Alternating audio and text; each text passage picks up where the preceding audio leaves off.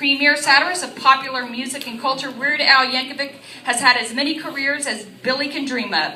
Advised by his father to do whatever makes him happy, he's accordingly been a comedian, singer-songwriter, love that one, music producer, actor, director, and writer, often all at the same time. He's won 3 Grammy Awards and has sold more comedy recordings than anyone else in history. He lives with his family in Southern California. Please offer a big Houston welcome to Weird Al Yankovic.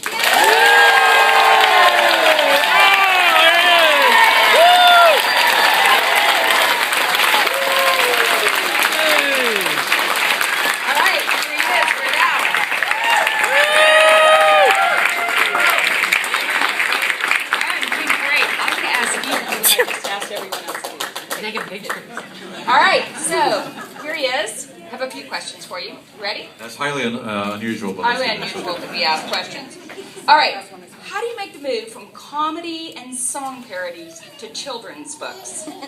Well, I haven't really made a move. I'm still doing the comedies and song parodies, but it's just something that feels fairly natural to me. The song lyrics. I think there's a certain wheelhouse, a certain skill set that I think translates into children's literature. I feel comfortable with it. Doing a children's book like this in a way for me is like writing a long narrative song, except I don't have to write the music for it. Very true, very true. Okay, so tell us about your new picture book, My New Teacher and Me.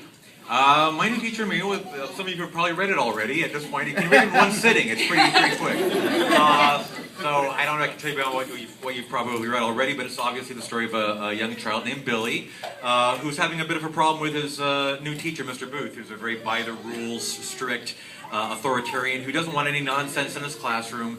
And Billy, of course, is a very energetic and very imaginative kid, and it spins tall tales that Mr. Booth doesn't like, and they have a little bit of conflict there, but the book is really a celebration of imagination and a defense of individuality. Good. Well, we have a lot of kids in here that are getting ready to go to school again pretty soon, and they'll probably appreciate that very much. So your books are filled with fun vocabulary and a lot of rhymes. So how do you do that? I mean, is there a process? The rhymes? I use the rhyming dictionary. Of course. Don't we all? Don't we all? So what do you do for your songs? The same thing? Kind of the same thing. I mean, yeah, I mean, it's something I've been doing for a lot of years now, and I guess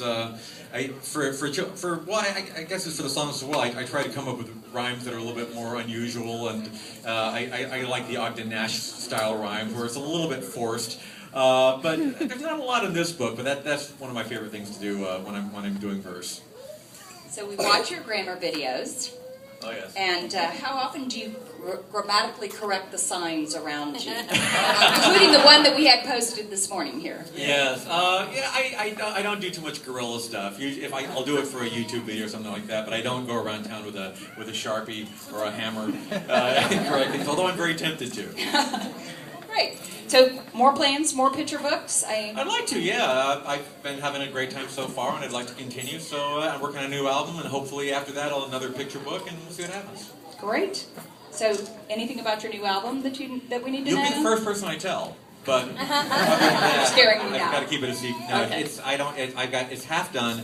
I haven't even started on the parodies yet. I don't know what's going to be on it in that sense. But no, it'll come out eventually, I hope. Well, great. So what's your favorite song that you've written? It's on the new album. Oh! I guess we all have to wait for it. Yeah, I guess so. 2013, 2014? Maybe 2014. We'll have to see. I have to wait for all the planets to align correctly. Great. If you had one thing to say to all these wonderful people here in Houston, Texas, what would you say? Hi, wonderful people! Hey! I think I've used up my question allotment. That was quick. You told me to be quick. So Let's get excited.